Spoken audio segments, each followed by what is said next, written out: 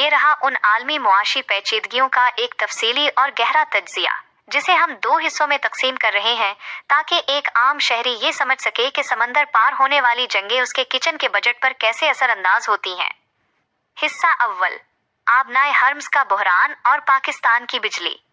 آبنائے Hormuz street of harms دنیا کی معیشت کی شہرک کہلاتی ہے۔ جب یہاں کشیدگی بڑھتی ہے تو اس کا اثر صرف پیٹرول پمپ تک محدود نہیں رہتا بلکہ یہ آپ کے گھر کے پنکھے اور ٹیوب لائٹ تک پہنچتا ہے۔ توانائی کا ڈومینو ایفیکٹ، ایک گرتا ہے تو سب گرتے ہیں۔ ایل این جی کی سپلائی۔ پاکستان اپنی بجلی بنانے کے لیے بڑی حد تک درآمد شدہ گیس LNG پر انحصار کرتا ہے۔ جب خلیج میں جہازوں کی آمد و رفت رکتی ہے تو گیس کے جہاز پاکستان نہیں پہنچ پاتے۔ اس کا نتیجہ یہ نکلتا ہے کہ وہ پاور پلانٹس جو گیس پر چلتے ہیں بند ہو جاتے ہیں۔ بجلی کی قلت اور قیمت۔ جب گیس دستیاب نہ ہو تو حکومت کو مہنگے فرنس آئل پر بجلی بنانی پڑتی ہے۔ یہ بجلی گیس کے مقابلے میں کہیں زیادہ مہنگی ہوتی ہے جس کا بوجھ فیول پرائس ایڈجسٹمنٹ کی صورت میں عوام کے بجلی کے بلوں پر گرتا ہے۔ صنعتوں پر اثر۔ سیالکوٹ جیسے صنعتی شہروں میں جب بجلی جاتی ہے تو برآمدی آرڈرز، ایکسپورٹ آرڈرز وقت پر مکمل نہیں ہو پاتے۔ اس سے نہ صرف فیکٹری مالکان کا نقصان ہوتا ہے بلکہ وہاں کام کرنے والے مزدوروں کی دہاڑی اور اوور ٹائم بھی متاثر ہوتا ہے۔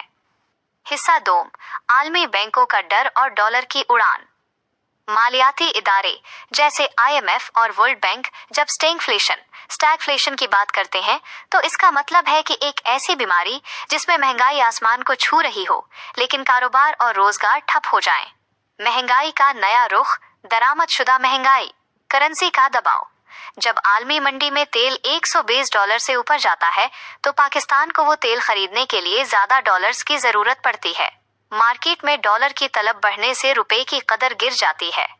آپ نے دیکھا ہوگا کہ جب روپیہ گرتا ہے تو دالوں، خوردنی تیل اور ادویات کی قیمتیں خود بخود بڑھ جاتی ہیں، چاہے ان کا پیٹرول سے براہ راست تعلق نہ بھی ہو۔ قرضوں کا بوجھ۔ پاکستان پر بیرونی قرضوں کا بڑا بوجھ ہے۔ ڈالر مہنگا ہونے کا مطلب یہ ہے کہ ہمیں قرض کی واپسی کے لیے زیادہ روپے خرچ کرنے پڑیں گے جس سے ترقیاتی کاموں، سڑکیں، اسکول، ہسپتال کے لیے بجٹ کم بچتا ہے۔ ٹیک کمپنیوں کی جنگ۔ اوبر اور ڈیلیوری ہیرو۔ اوبر کا ڈیلیوری ہیرو میں پیسہ لگانا صرف ایک کاروباری سودا نہیں ہے، یہ اس بات کا ثبوت ہے کہ مستقبل ڈیجیٹل معیشت کا ہے۔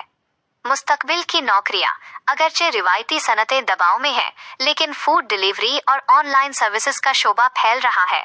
یہ نوجوانوں کے لیے ایک اشارہ ہے کہ وہ انفارمیشن ٹیکنالوجی اور ڈیجیٹل مارکیٹنگ جیسی مہارتیں سیکھیں کیونکہ عالمی سرمایہ کار اسی طرف جا رہے ہیں۔ حصہ سوم، عام آدمی کے لیے بچاؤ کا راستہ۔ اس معاشی طوفان میں خود کو محفوظ رکھنے کے لیے چند اہم باتیں۔ 1. توانائی کی بچت۔ یہ صرف حکومتی اپیل نہیں بلکہ ذاتی ضرورت ہے۔ سولر انرجی، شمسی توانائی کی طرف منتقلی اب ایک عیاشی نہیں بلکہ ضرورت بن چکی ہے تاکہ بجلی کے بڑھتے ہوئے نرخوں سے بچا جا سکے۔ 2. مقامی اشیاء کا استعمال۔ جتنا ممکن ہو درآمد شدہ، امپورٹڈ اشیاء کے بجائے پاکستان میں بنی ہوئی چیزیں استعمال کریں تاکہ ڈالر پر دباؤ کم ہو اور مقامی صنعت کو سہارا ملے۔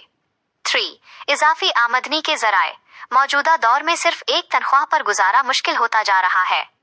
آن لائن فری لانسنگ یا چھوٹے پیمانے پر ڈیجیٹل کاروبار وقت کی اہم ضرورت بن چکے ہیں۔ آخری بات، اگر اسلام آباد میں ہونے والے امن مذاکرات کامیاب ہو جاتے ہیں اور خطے میں استحکام آتا ہے تو ہم پیٹرول اور بجلی کی قیمتوں میں فوری کمی دیکھ سکتے ہیں۔ تب تک کفایت شعاری اور ڈیجیٹل مہارت ہی سب سے بہترین دفاع ہے۔